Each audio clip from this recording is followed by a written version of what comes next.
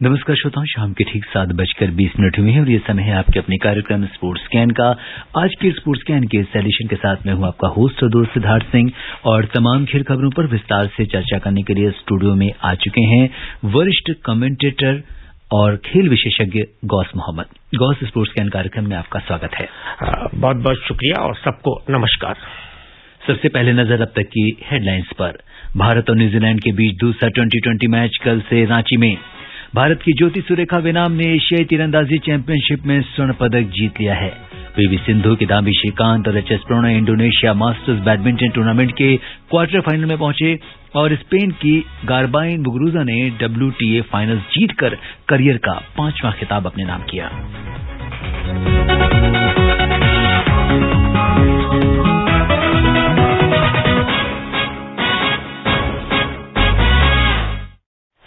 और खबरों की शुरुआत करते हैं क्रिकेट से। भारत ने न्यूजीलैंड को पहले T20 मुकाबले में 5 विकेट से कल हराया और इस जीत के साथ ही 3 T20 क्रिकेट मैचों की श्रृंखला में भारत ने न्यूजीलैंड पर 1-0 की बढ़त बना ली है। अब कल मैच होगा रांची में, इस पर हमारी नजर रहेगी। सबसे पहले सुनते हैं कल के मैच पर ये विशेष रिपोर्ट। भारत और न्यूजीलैंड के बीच जयपुर के सवाई मानसिंह स्टेडियम में पहला T20 अंतर्राष्ट्रीय मुकाबला खेला गया। भारत ने न्यूजीलैंड को 5 विकेट से हराकर 3 T20 क्रिकेट मैचों की श्रृंखला में 1-0 की बढ़त बना ली है। भारतीय कप्तान रोहित शर्मा ने टॉस जीतकर गेंदबाजी का फैसला किया। न्यूजीलैंड ने मार्टिन गुप्टिल के 70 और मार्क चैपमैन के 63 रनों की अर्धशतकीय पारियों के दम पर 6 विकेट खोकर 164 रन बनाए। भारत की तरफ से अश्विन और भुवनेश्वर कुमार ने 2-2 विकेट हासिल किए। 165 रन के लक्ष्य को भारत ने 5 विकेट खोकर हासिल कर लिया। सूर्य कुमार यादव ने 62 रन बनाए और उन्हें प्लेयर ऑफ द मैच घोषित किया गया। रोहित शर्मा और KL राहुल की सलामी जोड़ी ने पहले विकेट के लिए अर्धशतकीय साझेदारी की। रोहित 48 रन बनाकर आउट हुए। श्रृंखला का दूसरा मैच कल रांची में खेला जाएगा। देखना दिलचस्प होगा कि कल का दिन किस टीम के नाम रहता है। Vishal Sharma, sports scan. जी हाँ गौस, अगर हम देखें तो हमारे खिलाड़ियों ने शानदार प्रदर्शन किया और 1-0 की जो श्रृंखला में बढ़त बना ली है और कल अब मैच होना है। क्या कुछ लगता है आपको कि क्या कुछ होने वाला है? देखिए, जहां तक भारतीय टीम का पहले मैच में प्रदर्शन की बात है, ये मेरे ख्याल से लगभग ये यकीनी तौर पे साफ था कि भारतीय टीम का पलड़ा अच्छा खासा भारी रहने की संभावना है और लोगों की सबकी जो निगाहें जा रही थी, राहुल द्रविड़ जो एक कोच बनकर आए हैं, मैनेजर बनकर आए हैं, कि उनका पहले मैच में किस तरह का दृष्टिकोण रहेगा। और टीम ने ठीक खेला और न्यूजीलैंड ने भी जो है अपनी तरफ से बेहद अच्छी कोशिश की और न्यूजीलैंड को भी एक, बेशक वो मैच हारे सिद्धार्थ जी, लेकिन जो उन्होंने मार्क चैपमैन जो खेले हैं, जो 7 वर्ल्ड कप मैच T20 के UAE में हुए थे, उसमें एक मैच में भी उनको मौका नहीं मिला, पर उनके जो कप्तान हैं कैन विलियमसन, वो विश्राम कर रहे हैं। वो 3 T20 नहीं खेलेंगे, तो वो टेस्ट के लिए अपने आप को तैयार कर रहे हैं कि इनको मौका मिला और इन्होंने 63 रन बनाए, तो ये एक तरह से उनके लिए पॉजिटिव है, क्योंकि यही मैचेस होते हैं जहां आपको प्रतिभाशाली खिलाड़ियों को सामने लाने का मौका मिलता है और इनको मौका मिला, इन्होंने साबित किया। बिल्कुल, तो ये तो कल क्या कुछ होता है मैच में बड़ा दिलचस्प रहेगा, क्योंकि कल जो टीम, चूंकि 3 मैचों की श्रृंखला है, तो कल जो भी टीम जीतती है, तो अगर भारत जीता है तो श्रृंखला जो है उसके नाम हो जाएगी। और जो तीसरा मैच है वो 21 नवंबर को भारत और न्यूजीलैंड का कोलकाता में खेला जाएगा और बहुत ही इंटरेस्टिंग सीरीज है। हालांकि जिस तरह से वर्ल्ड कप में अगर हम देखें तो भारत का जो प्रदर्शन रहा काफी निराशाजनक रहा और उसके बाद कहीं न कहीं टीम इंडिया ने जो है कमबैक करने की कोशिश की है और न्यूजीलैंड को अच्छे अंतर से हराया। देखिए सिद्धार्थ जी, जो T20 वर्ल्ड कप में हमारी परफॉर्मेंस रही, हमें ये भी सोचना चाहिए कि यकीनी तौर पे इतने दिनों से घर के बाहर थे और UAE में पूरा IPL खेला, उसके बाद एकदम वर्ल्ड कप आ गया, तो कभी कभी क्या होता है, T20 जैसे जो टूर्नामेंट होते हैं, कभी कभी हम इसको कंसीडर करते हैं मोहल्ला क्रिकेट, यानी कोई भी चल सकता है और कोई भी फेल हो सकता है। इसमें अननोन टीम अच्छी खासी टीमों को शिकस्त देती है, तो एक अच्छा नहीं रहा भारतीय टीम के लिए वो, और यहाँ पे वापस आए। और जब आप अपने पेरेंट्स के पास वापस आते हैं तो आपका हौसला भी बढ़ जाता है। तो एक तरह से भारतीय टीम अपने घर में आई और एक नए कोच के साथ आई, एक ताजगी के साथ। और जयपुर जो है कि वैसे हिस्टोरिकल सिटी है, तो उन्होंने न्यूजीलैंड को हिस्ट्री नहीं बनाने दी और न्यूजीलैंड को शिकस्त दी। और अब ये देखिए कि टीम ने बेहतर प्रदर्शन किया, अश्विन खेले, अश्विन की मौजूदगी कितनी बेहतर है। काश सारे वर्ल्ड कप मैचेस में वो खेलते, तो मुझे नहीं लगता कि इस तरह से हमको के दिन देखने पड़ते। तो ये एक नया चेंज एक टीम में आया है। हमारे टीम में जो खिलाड़ियों का चयन हुआ है, ये नहीं है कि पहले चयन खराब था, लेकिन आपको थोड़ा सा ये देखना था, जो लगातार थके हुए खिलाड़ी हैं उनको विश्राम देना था। और इस T20 में हमारी बादशाहत कहीं नहीं चली जाती। भारतीय टीम जो टेस्ट में प्रदर्शन करती है या 50 ओवर्स के मैच में करती है, तो निराश नहीं होना चाहिए। तो ये तो बात थी T20 की। और अगर टेस्ट की अगर हम बात करें तो पहला टेस्ट कानपुर में 25 नवंबर को खेला जाएगा और इसके बाद जो अंतिम टेस्ट है 3 दिसंबर को होगा और 2 टेस्ट मैचों की श्रृंखला भी होनी है। तो ये भी बहुत महत्वपूर्ण है। और जैसा कि कुछ टीम में बदलाव भी किया, जैसा कि आपने बोला कि केन विलियमसन जो है वो अभी आराम कर रहे हैं और टेस्ट के लिए अपने आप को तैयार कर रहे हैं। तो बड़ा ही दिलचस्प मुकाबला दोनों टीमों के बीच होने की उम्मीद है। जी, ये एक ऐसा टेस्ट, एक असली क्रिकेट टेस्ट है जहां आप का पता चलता है कि आपके अंदर कितनी डेप्थ है। कोई भी बॉलर है T20 में 4 ओवर करके अपना सर्वश्रेष्ठ दे देता है और वो पूरी दुनिया में जाहिर हो जाता है कि वो बहुत खतरनाक बॉलर है। खतरनाक बॉलर कौन है कि जब आप बहुत देर तक बॉलिंग करते हैं, आपकी एक्यूरेसी, आपके अंदर दमखम कितना है वो देखा जाता है। और कानपुर सिद्धार्थ जी, एक समय में मुझे याद है सीताराम हमारे भारत में विकेट बनाते थे।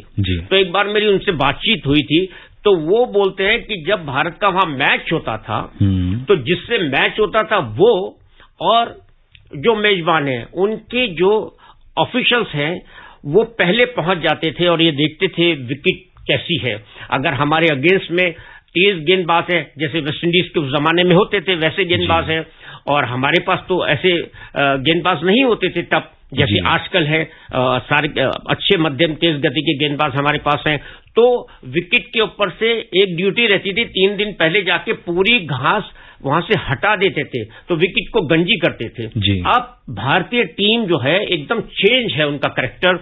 अब वो है, आप स्पिन हो, फास्ट हो, हर विभाग में अच्छी खेलने की क्षमता हमारे खिलाड़ियों के पास है।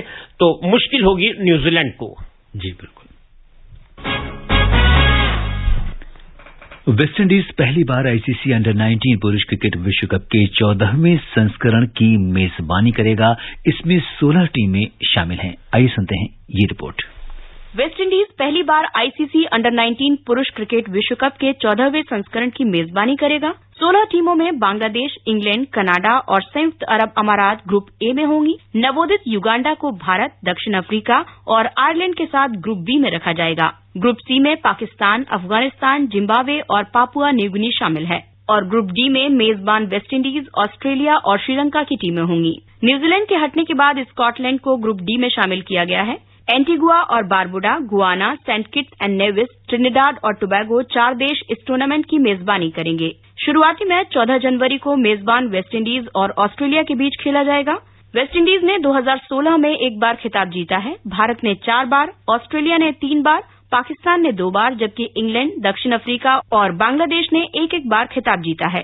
सेंट किट्स एंड नेविस और गुआना में 9 से 12 जनवरी के बीच 16 अभ्यास मैच होंगे। Divya Tomar, sports can.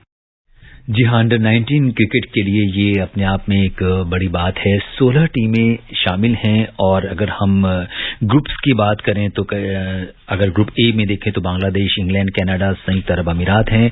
Group B में भारत, आयरलैंड, दक्षिण अफ्रीका, युगांडा है। ग्रुप सी में Afghanistan, Pakistan, Papua New Guinea और जिम्बाब्वे हैं, जबकि ग्रुप डी में ऑस्ट्रेलिया, स्कॉटलैंड, श्रीलंका और वेस्ट इंडीज हैं। तो ये जो मैचेस हैं और इसमें जो टीमें भाग ले रही हैं, क्योंकि भारत जो है 4 बार का विजेता रह चुका है, क्या कुछ कहेंगे इस बारे में? देखिए, ये वो टूर्नामेंट है जिसमें दुनिया को उनके आने वाले क्रिकेटर मिलते हैं जी। अगर हमारे पास भी आप बात करें, विराट कोहली, ऋषभ पंत, ये शुभम गिल, जितने भी खिलाड़ी हैं वो हमें अंडर 19 से ही मिले हैं। और रही बात यहाँ पर, अब ये देखिएगा जैसे चाहे साउथ अफ्रीका हो, चाहे वो पाकिस्तान हो, और भी बाकी न्यूजीलैंड है, इंग्लैंड है, ये सब लोगों को अपकमिंग प्लेयर जो मिलते हैं, प्रतिभाशाली खिलाड़ी, वो यहीं से मिलते हैं। बट एक चीज बड़ी तारीफ योग्य है, जो इंफ्रास्ट्रक्चर जो है भारत का जूनियर क्रिकेट में है या वैसे भी क्रिकेट में है, पूरी दुनिया में कहीं नहीं है। दुनिया में है, लेकिन वो फुटबॉल में उनके डेवलपमेंट प्रोग्राम बहुत अच्छे होते हैं, उनके एज ग्रुप प्रोग्राम बहुत अच्छे होते हैं, लेकिन हमारे पास क्रिकेट में गजब का हमारे पास है। यहां तक कि राहुल द्रविड़ जो अभी सीनियर टीम में हमारे जिन्होंने कमान संभाली है, वो नेशनल क्रिकेट एकेडमी के भी कोच रहे हैं, जूनियर टीम के साथ भी जुड़े रहे हैं, तो उनको उसकी उपयोगिता मालूम है। तो ये एक ऐसा टूर्नामेंट है जो बेहद जरूरी है हर टीम के लिए। जी बिल्कुल, तो इस पर भी हमारी नजर बनी रहेगी। और अब बात करते हैं तीरंदाजी की। भारत की ज्योति सुरेखा वेनाम ने एशियाई तीरंदाजी चैंपियनशिप में स्वर्ण पदक जीत लिया है। विश्व चैंपियनशिप में 3 बार की रजत पदक विजेता सुरेखा ने महिलाओं की सिंगल्स स्पर्धा के खिताबी मुकाबले में कोरिया की ओ ह्यूहन को पटखनी देते हुए 146-145 से जीत दर्ज की। सितंबर में यॉर्कटाउन में विश्व चैंपियनशिप में 3 रजत पदक जीतने वाली ज्योति ने इस बार सेमीफाइनल में 2015 की विश्व चैंपियन किम यूनही को 148-143 से हराकर फाइनल में जगह पक्की की। ज्योति ने फाइनल में जोरदार तरीके से शुरुआत की और पहले सेट में बढ़त हासिल की। हालांकि इसके बाद कोरियाई खिलाड़ी ने वापसी की और दूसरा सेट अपने नाम किया, लेकिन अंत में निर्णायक राउंड की बात करें तो इसमें ज्योति ने फिर से शानदार निशाना लगाया और गोल्ड अपने नाम किया।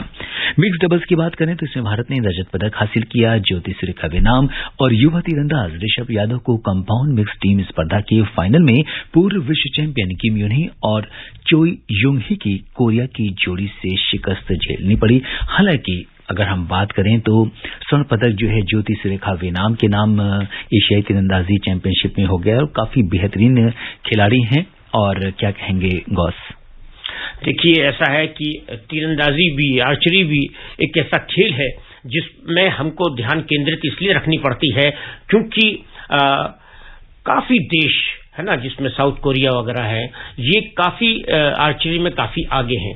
तो भारतीय आर्चरी संघ का और फेडरेशन का या सरकार का उनका ध्यान केंद्रित है कि इन तीरंदाजों पे अच्छी नजर रखें, क्योंकि ओलंपिक में ये एक महत्वपूर्ण इवेंट है।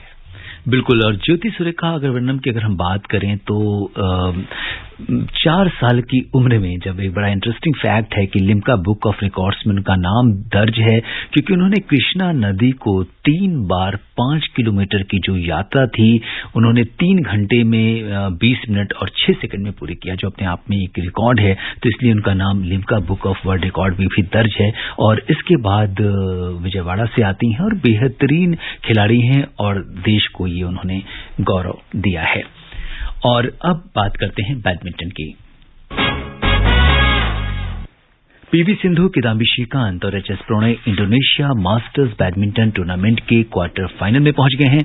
महिला सिंगल्स में सिंधु ने स्पेन की क्लारा अजुरमेंडी को 17-21, 21-7, 21-12 से हराया। क्वार्टर फाइनल में सिंधु का सामना तुर्की की नेस्लिहान यिगिट से होगा। तो अब जो ये मुकाबला है सिंधु का और नेस्लिहान यिगिट का, क्या कुछ कहेंगे सिंधु के इस परफॉर्मेंस पर? सिद्धार्थ जी, जहां तक टर्की का जो अपोनेंट है जी सिंधु के सामने, वो इतना मायने नहीं रखता क्योंकि ये उनको आउटप्लेट कर देंगी। बहुत ही गजब की फॉर्म में दोबारा वापस आई है पीवी सिंधु। आपने देखा उनको, वो एक ऐसे अच्छे टेम्परामेंट की है, जितने इंटरनेशनल टूर्नामेंट होते हैं उसमें वो विचलित नहीं होती। ये और बात है, अगर ओपोनेंट आउटस्टैंडिंग परफॉर्म करता है तभी वो पीवी सिंधु को रोक सकता है, अन्यथा टर्की के खिलाड़ी के सामने सिंधु को कोई परेशानी नहीं होगी। जी बिल्कुल। और अगर हम देखें तो 2015 के यूरोपियन गेम्स में इन्होंने अच्छा वुमेन्स डबल्स में अगर नेस्लिहान की बात करें तो काफी अच्छा प्रदर्शन किया था, लेकिन जैसा कि आपने कहा कि सिंधु फॉर्म में है और उम्मीद है कि यहां पर वो निश्चित उनको हराएंगी।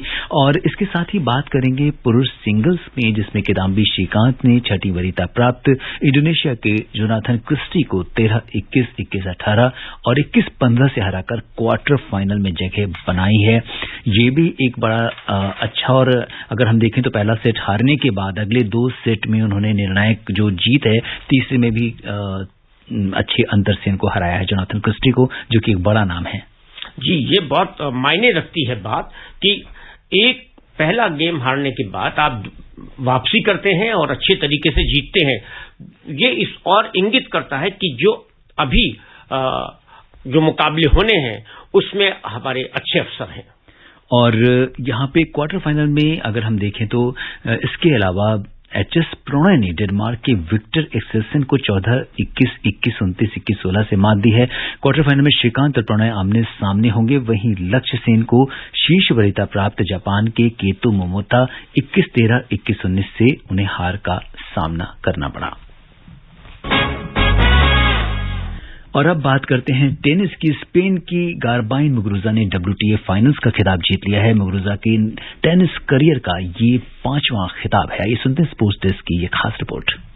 स्पेन की टेनिस खिलाड़ी गार्बिन मुगुरुजा ने मेक्सिको के ग्वादलजारा में खेली गई WTA फाइनल्स चैंपियनशिप का खिताब जीत लिया है। फाइनल में छठी वरीयता प्राप्त मुगुरुजा ने एनेट कोंटावित को सीधे सेटों में 6-3, 7-5 से मात दी है। स्पेन की खिलाड़ी मुगुरुजा ने WTA फाइनल्स खिताब पहली बार जीता है। इस खिताबी जीत के बाद उनकी रैंकिंग में भी सुधार हुआ है। अब वो महिलाओं की टेनिस रैंकिंग में 5वें पायदान पर पहुंच गई हैं। मुगुरुजा का ये 5वां खिताब है। वो French open, Wimbledon, WTA finals, Cincinnati 1000 और बीजिंग 1000 खिताब अपने नाम कर चुकी हैं। WTA फाइनल जीतने के बाद उन्होंने कहा कि यहां आकर मेरा सपना सच हुआ। उम्मीद है कि मुगुरुजा का कामयाबी का ये सिलसिला यूं ही जारी रहेगा।